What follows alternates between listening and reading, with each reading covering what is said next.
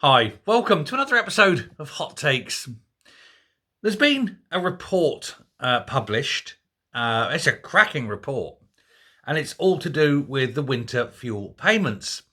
And Mel Stride, who's the Shadow Work and Pensions Secretary, the Tory Shadow Secretary there, he's welcomed this report because it says within its bulkiness something that we've all known and that he's been saying all along.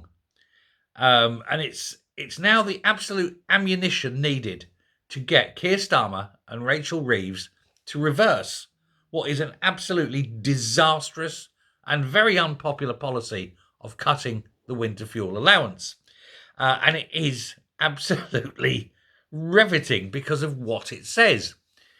Because this report comes from the government's own independent advisory committee. So it's the government's own report into this policy. And it eviscerates it. It cuts it off at the knees. Because like I say, it's confirmed within this report what we've all suspected. The decision to remove the winter fuel allowance from pensioners is disastrous. There's about 10 million pensioners affected, and it's been rushed through on the nod, effectively. There's been no deliberation, no consideration. Nobody's questioned it. It hasn't had full parliamentary debate. And it goes to show that it is vulnerable pensioners who will be affected the most.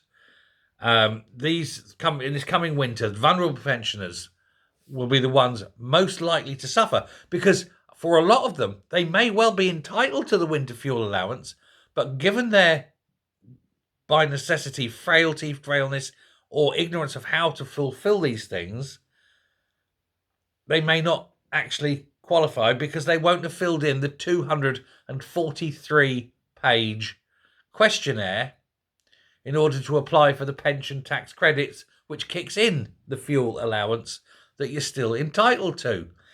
Also, it's missing some factors that they just didn't take into consideration at all. Now, I'm going to say that with this revelation coming out, in a government report, the Chancellor, Rachel Reeves, must reverse this decision. She will be opened up to so many court cases against it, it will tie her and government lawyers up for possibly years.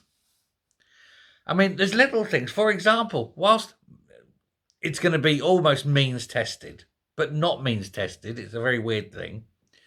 But pensioners who look after children, and yes, there are, should be entitled to winter heating allowance, this winter fuel allowance, even if they're not qualifying for pension credit.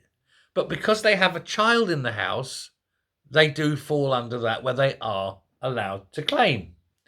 But they haven't worked out how to assess that on the forms.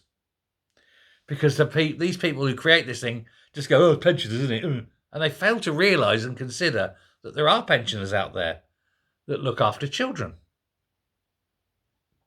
Brainless.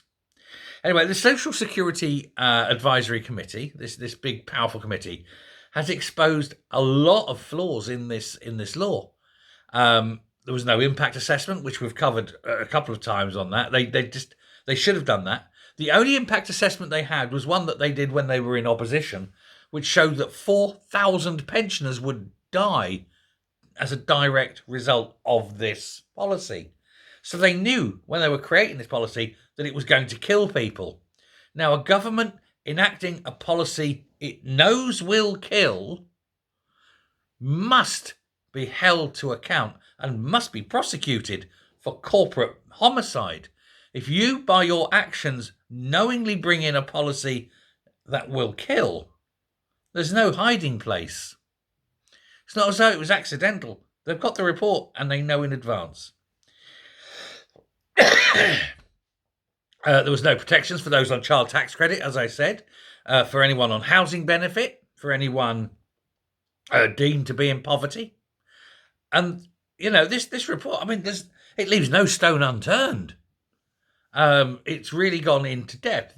And of course, you've got those pensioners who have managed to fill in this 273 questionnaire form, but it's so big and so extensive and so complex that most of them aren't going to be processed in time to kick in and claim the winter fuel allowance, because they haven't got enough people working in the DSS to actually physically go through and check these claims.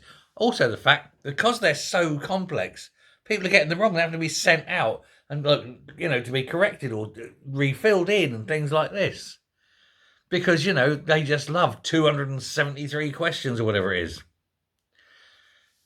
Now, it's a very strange government that comes to power and within days of taking control, decides to cut this winter heating allowance to pensioners of £300 over the course of winter.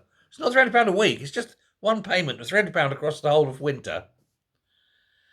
And immediately gives doctors a 22% pay rise and train drivers a 14% pay rise. And then again with train drivers, a further £300 a week just for turning up for work. And they're letting pensioners die so that already well-off train drivers can earn a little bit more money. Wow. What a bunch they truly are. And they think that they are doing a good thing. Oh, it's got to do this. We've got to do this. We've got to kill pensioners. Otherwise, train drivers might go, oh, poor. They won't go poor, not when they're earning $100,000 a year. But let's give them an extra £300 a week. We'll take the £300 a year off the pensioners and make sure they get £300 a week for turning up and doing their jobs. They're already paid to do their jobs. This little bonus for turning up.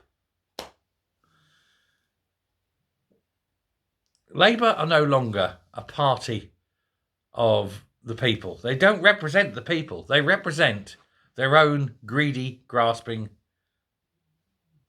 horrible, grasping people that they are.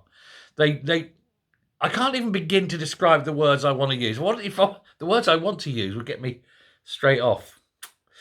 The calculations, they reckon, will save this, that, and the other. When they actually show the calculations in this report, it looks like these were done on the back of an envelope. It was like somebody who can't count has done the numbers.